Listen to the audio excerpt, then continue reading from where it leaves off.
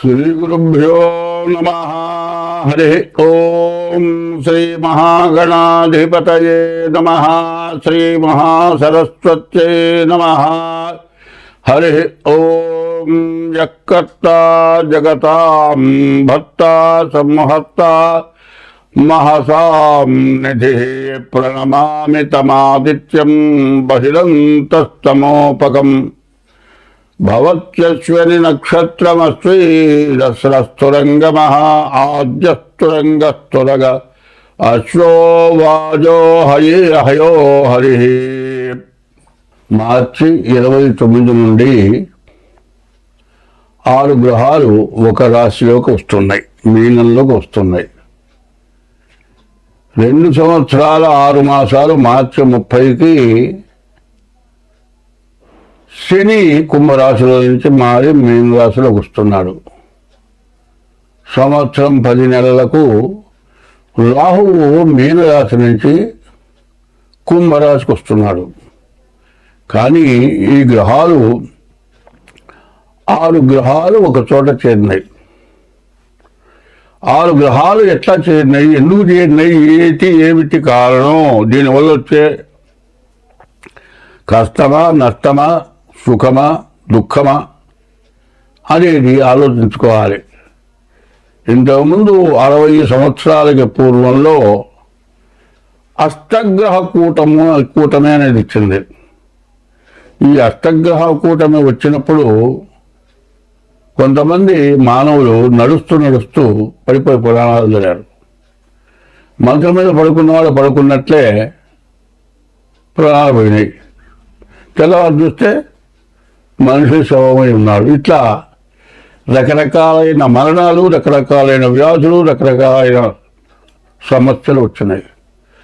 ఇప్పుడు కూడా 24వ సంవత్సరం 2024వ సంవత్సరం నుంచి 2027వ సంవత్సరం వరకు 24, 25, 26, 27 ఈ 4 సంవత్సరాలు కూడా దుష్ట చతుష్టయం అని చెప్పాలి. 24లోనే కొన్ని రకరకాలైన సమస్యలు, బాధలు బాగా పెరిగిపోయి అసలు ఎట్లా బతకాలి, మానవుల కంటే రాక్షసులైనటువంటి జనం, రాక్షసులంటే వేరే లేరు, మానవుల్లోనే రాక్షసులు, రాక్షసత్వం ప్రబలిపోయి చాలా సమస్యలు వచ్చినాయి. అదే కాదండి, ఈ మధ్య కొన్ని యుద్ధాలు వచ్చినాయి. మరి ఉక్రెయిన్ మీద మరి ఇంకో దేశం, ఆ దేశం యుద్ధం చేసింది రష్యా, అమెరికా. రష్యా ఏం చేసింది, ఉక్రెయిన్ కూడా ఒకప్పటి రష్యాలో భాగమే. మరి వాళ్ళల్లో వాళ్ళు గొడవలు పడి మరి దాన్ని చాలా భాగంలో ఉన్నటువంటి వాడు విడిగా అన్నదమ్ముల్లాగా విభజన అయిపోయిన తర్వాత తమ్ముడు అన్న మీద ఎదురు తిరిగినట్లుగా ఉక్రెయిన్ రష్యాకి ఎదురు జరగటంతో వారిద్దరికీ యుద్ధం వస్తే మధ్యలో కొన్ని దేశాలు ఉక్రెయిన్ని సపోర్ట్ చేసి యుద్ధం జరిపింది. ఈ యుద్ధంలో ఎంత నాశనం అయిపోయిందో, ఎన్ని భవనాలు, ఎన్ని రకాల ఆస్తులు సర్వనాశనం అయిపోయినాయో మనందరికీ కూడా బాగా తెలుసు. మానవ జన్మ ఎత్తిన వాళ్ళు, చదువుకున్న వాళ్ళందరూ కూడా ఇది పెద్ద యుద్ధం, ప్రపంచ యుద్ధంగా మారిపోతుంది అని భయపడ్డాం. అటువంటి యుద్ధం మారింది అంటే కారణం ఏంటంటే గ్రహాల యొక్క సమస్య 24లో ఈ విధంగా మనకు జరిగింది. మనకి జరుగుతుంది 25 ప్రారంభమైంది, 25, 26, 27. ఇప్పుడు ఒక్కొక్క రాశికి ఒక్కొక్క రకంగా ఉన్నది అని చెప్పటం కాదు ఇక్కడ కావాల్సింది, అందరికీ ఉన్నది. ఎట్లా ఉన్నది అంటే ఒక ఇంట్లో ఒక వ్యక్తికి ఒక గ్రహం బాగాలేదనుకోండి, దానివల్ల ఒక వ్యాధి వచ్చింది. ఆ వ్యాధి నిర్మూలన చేయాలి అంటే ఇంట్లో ధనం ఖర్చు పెట్టాలి, అందరూ కూడా దానికి త్యాగం చేయాలి. అట్లా చేస్తేనే ఆ ఇంట్లో వాళ్ళకి ఆ వ్యాధి తగ్గటానికి వీలవుతుంది. ఇది ఒక ఇంటికి ఒక కుటుంబానికి వచ్చిన వ్యాధి కాదు, ప్రపంచానికి వచ్చిన వ్యాధి. ఈ షష్టగ్రహ కూటం ప్రపంచానికి వచ్చిన వ్యాధి. ఎందుకంటే నేను చాలామంది బలాల రాశి వరకు ఇబ్బంది, బలాల రాశి బాగా బాగుంది, బలాల రాశి వల్ల బాగా సంపాదించుకుంటారు, ఇటువంటి మాటలు కాదు చెప్పాల్సింది. ఎప్పుడు కూడా మంచి చెప్పాల్సిన అవసరం లేదు. నువ్వు కోటీశ్వరుడు అవుతారా అని చెబితే, కాదయ్యా నువ్వు పుట్టినప్పటి నుంచి కోటీశ్వరుడు అంటే నువ్వు నా జాతకం చెప్పేది కింద నాకు కోట్లున్నా నువ్వు చెప్పేది ఏందని అడుగుతాడు. అది కాదు కావాల్సింది. నీకు కోట్లు ఉన్నా కూడా మధ్యలో నష్టం వచ్చేసేసి 60 సంవత్సరాలు సంపాదించిన మొత్తం సర్వం పోయి కేడా ప్లాట్ఫారం అయిపోయే పరిస్థితి వచ్చినప్పుడు దాన్ని గుర్తు చేయటం ధర్మం. అట్లాగే ఇప్పుడు 2025 నుంచి 27 లోపల గ్రహాల వల్ల రకరకాల సమస్యలు వస్తున్నాయి. ఇవాళ ఇప్పుడు మనం ఆనందంగా ఉన్నామనేది కాదు, అందరం బాగుండాలి. ఇప్పుడు సమస్యలు ఏమిటంటే మన మతం హిందూ మతం. హిందూ మతం అనేది ఎటువంటిదంటే ప్రపంచ దేశాల్లో కూడా పూజింపబడుతున్న మతం హిందూ మతం. హిందూ మతం ఎటువంటిది? అనాది మతం. అనాది మతం అంటే ఎవరు పుట్టించింది కాదు, మొదటి నుంచి ఉన్నటువంటి మతం. ఇందులో న్యాయశాస్త్రం ఏం చేస్తున్నారు? ధర్మశాస్త్రంలో కొంత భాగాన్నే న్యాయశాస్త్రం తీసుకొని కోర్టులో డిక్లేర్ చేస్తున్నారు. మరి అట్లాగే ఈ మధ్య మరి గరికపాటి నరసింహారావు గారు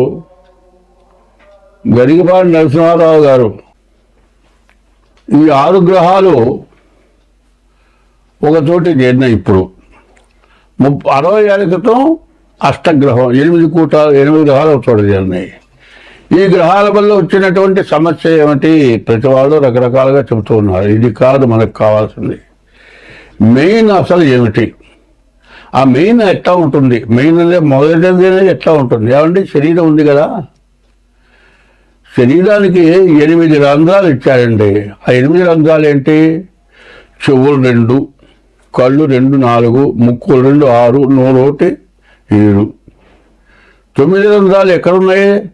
ఈ మెడకాయ దగ్గర నుంచి పైన 7 రంధ్రాలు ఉన్నాయి. మిగతా 2 రంధ్రాలు 1 2 మొత్తం కలిపి 9 రంధ్రాలు అయినాయి. ఈ 9 రంధ్రాలు 9 గ్రహాలు అయినాయండి. ఈ 9 గ్రహాలుగా 9 రకరకాల ధాన్యాలు ఉన్నాయండి. ఈ 9 సంఖ్య ఎన్ని రకాలుగా ఉందో చూడండి. మరి చిరుధాన్యాలు అంటున్నారు ఇవాళ. ప్రతి వాళ్ళు చిరుధాన్యాలు 9 రకాల ధాన్యాలు తినమంటున్నారు. అట్లాగే 9 రంధ్రాలు, 9 గ్రహాలు, ఇవన్నీ కూడా ఏం చేస్తున్నాయి అనేది మనకు కావాలి మెయిన్గా. అయితే ఎవడికో వస్తుందనే మాటకి నేను అడుగుతున్నాను. ఎవడికో కాదు, నీకే రావచ్చు. కన్నుందండి, కన్ను ఒక గ్రహం రక్షణ చేస్తుంది, ఒక గ్రహం చెవుల్ని రక్షణ చేస్తుంది, ఒక గ్రహం నోరుని రక్షణ చేస్తుంది, ఒక గ్రహం ముక్కుని రక్షణ చేస్తుంది, ఒక గ్రహం కాళ్ళు చేతులు వీటిని రక్షణ చేస్తుంది. దీంట్లో ఏది రక్షణ చేయకపోయినా ఎవరికి ఇబ్బంది? నీకేగా ఇబ్బంది. అట్లాగే కుటుంబ వ్యవస్థలో ఎవరో ఒకళ్ళకి ఇట్లా ఇబ్బంది కలిగితే అవుతుంది, అందరికీ బాధే. సరే, కుటుంబంలో ఒక వ్యక్తికి ఒక ఇబ్బంది కలిగితే కుటుంబంలో వ్యక్తులందరికీ ఇబ్బంది కదా అనుకుంటే, ఒక దేశానికే ఇబ్బంది కలిగితే దేశంలో ప్రజలందరికీ కూడా ఇబ్బంది కలుగుతుంది. రాజపాపం పురోహిత, రాజు చేసినటువంటి పాపాన్ని పురోహితులు అనుభవించాలి, పురోహితులు చేసిన పాపాన్ని ప్రజలు అనుభవించాలి. ఈ అనుభవం లేకుండా పోవాలంటే దైవభక్తి కావాలి. ఈ దైవభక్తి అనేది ప్రధానంగా ఉండాలి. ఏమండి, జ్యోతిష్యం చెబుతున్నారు, జ్యోతిష్యంలో మాకు జరగట్లేదు, మాకేమీ లేదు, అంతా జ్యోతిష్యం ఏం చెబుతున్నారు, తలాడు చెబుతున్నారు, ఏది చెప్పినా ఏది చేసినా మాకు బాధలు పోవటం లేదు అనేవాళ్ళు చాలామంది ఉన్నారు. ఎందుకు పోవటం లేదు? మనం జ్యోతిష్యం ప్రకారం పూజ చేశాము, పూజ చేస్తే ఎందుకు పోలేదు అనేది కాకుండా పూజల వల్లే పోవటం లేదా, ఇంకే దీనివల్ల పోవటం లేదు మనకి ఈ బాధలు అనేది మనం మెయిన్గా ఆలోచించుకోవాలి. ఎట్లాగూ ఎప్పుడు కూడా స్త్రీని తల్లి, భూమి తల్లి, అమ్మవారు తల్లి, అట్లాగే ఇంట్లో గృహిణి తల్లి. ఆడమనిషిగా ఏం చెప్పారు? 4 రకాల స్త్రీలు ఉన్నారు. మరి ఈ 4 రకాల స్త్రీలలో మంచి జాతి స్త్రీలు ఉన్నారు, రకరకాలు ఉన్నారు. వాళ్ళ వల్లే ఈ లోకం దేశం బాగుపడుతోంది. అందువల్ల భార్యని పెళ్లి చేసుకున్న తర్వాత వాడు ఇంట్లోనే భార్యని అట్టు పెడుతున్నాడు. భార్య ఇంటి బాధ్యతలను తీసుకుంటోంది. ఎవరిని ఎట్టా చూడాలో అట్టగా చూస్తోంది.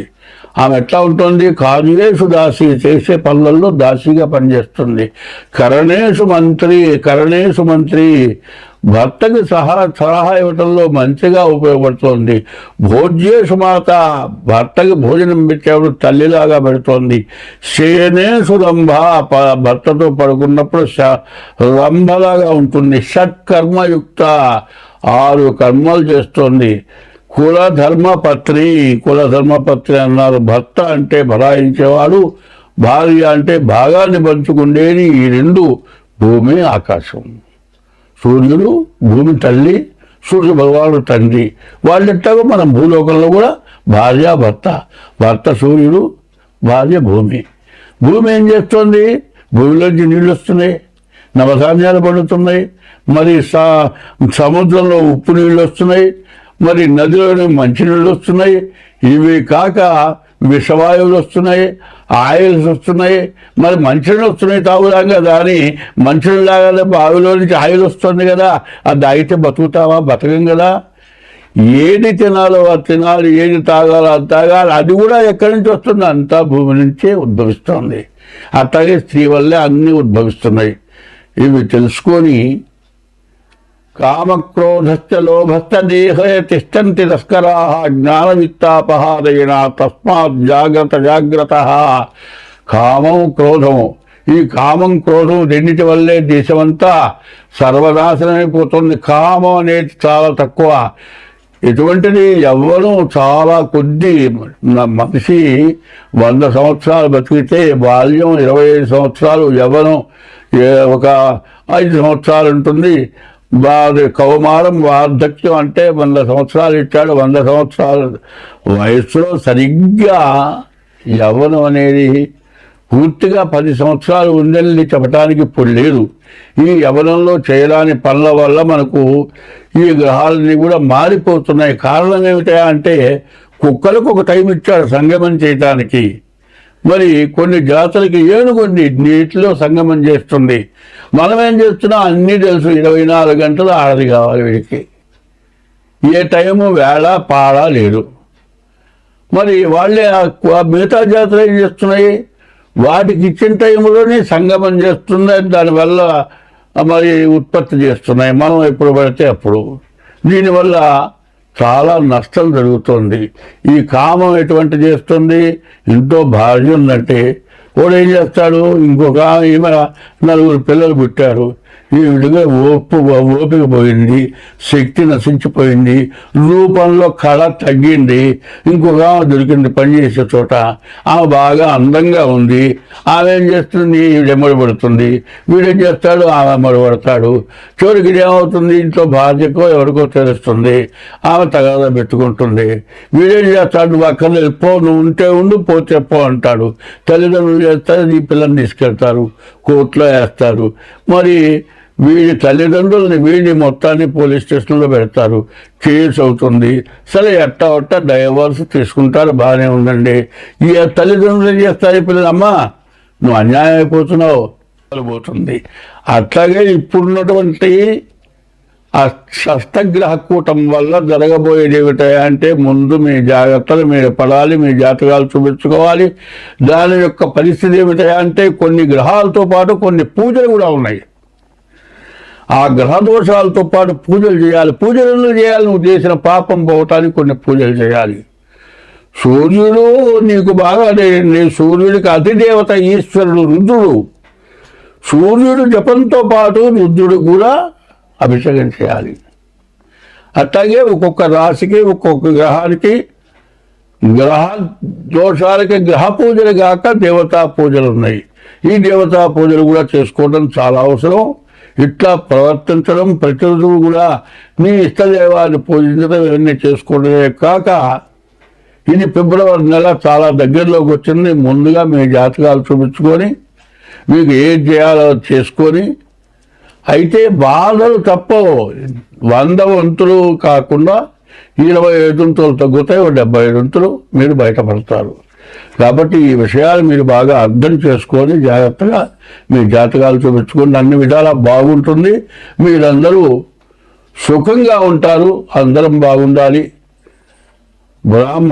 బ్రాహ్మడు గోవు బాగుండేటైతే ప్రజలంతా కూడా బాగుంటారు, దేశం అంతా బాగుంటుంది. గోబ్రాహ్మణేభ్య శుభమస్తు నిత్యం లోకా సమస్త సుఖినో భవంతు అని చెప్పింది. కాబట్టి అందరం బాగుండాలి అంటే ముందు చెప్పిన విధం ప్రవర్తించండి. స్వస్తి. 25వ సంవత్సరం ఫిబ్రవరి నెల 10వ రాశి మకర రాశి. మకర రాశి ఇప్పటికీ 7 సంవత్సరాల 3 నెలల నుంచి ఏళ్ళనాడు శని జరిగింది. మార్చి 30కి శని మారిపోతున్నాడు. కానీ 29 కల్లా రాశి మళ్ళీ జూన్ కల్లా మళ్ళీ రాహు కుంభంలోకి వస్తున్నాడు. ఈ రాశి వాళ్ళకి కుంభానికి కానీ మకరానికి కానీ కాస్త ఇబ్బందికరమేనని చెప్పాలి. కాబట్టి ఈ కష్టాలు రావడానికి కారణం ఏంటి ఒకటి ఆలోచించుకోవాలి.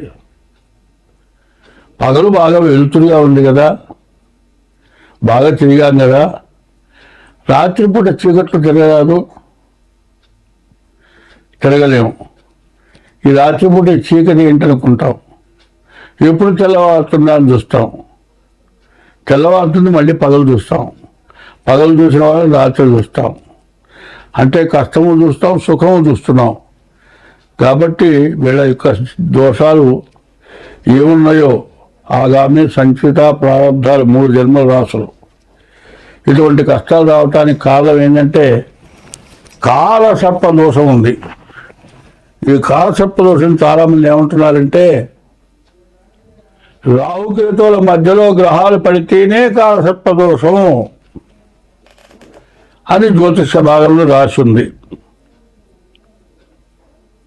అంతకంటే ఎక్కువ ఇబ్బంది పడుతున్నారు.